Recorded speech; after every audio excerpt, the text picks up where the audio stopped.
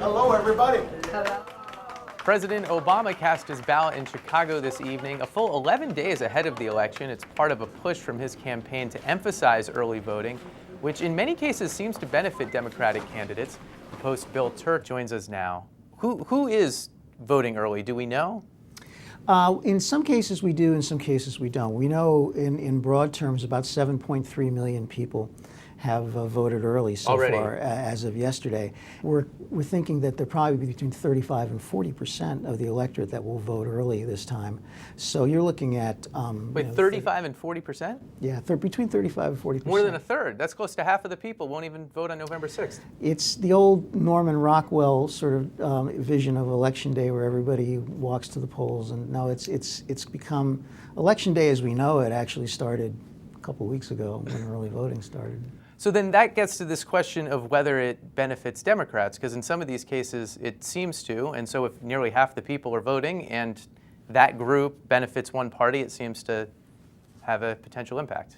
Well, there's different theories about this. The Democratic Party has always been a little better traditionally at organizing and getting votes out and getting people to vote early, and they have a more organizational tradition. And also, and this is a theory, you may buy into it or not, but that more Democrats work or have jobs or they have to show up or they work odd hours or shifts, and early voting is attractive as a way of as a convenience. Yeah. And Republicans, maybe more traditional, sort of are wedded to the idea of a conventional election day. Because ultimately the bottom line question is it just shifting the deck chairs, or are these actually people that wouldn't vote on the 6th?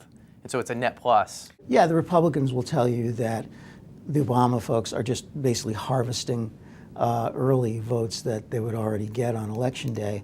But the early vote is definitely, it is a significant phenomenon. In Iowa, for example, in 2008, John McCain got more votes than Barack Obama on Election Day, but because the Democrats had banked such a significant number of early votes, Obama won the state by 10 points. That's amazing. Yeah. Yeah, so many angles. And we didn't even have time to get into the voting machines that some people think are a little screwy. Well, yeah. And we'll have to do that next time. We'll do it next time. All right, that's a whole other story. It is. Okay. But Bill, thanks so much. Sure. Thank you. As we head towards November 6th, our polling unit is maintaining a daily tracking poll of the presidential race. It's released each afternoon at 5, and Scott Clement has today's numbers.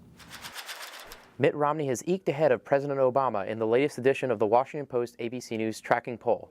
Mitt Romney stands at 50% among likely general election voters, while Obama has 47%.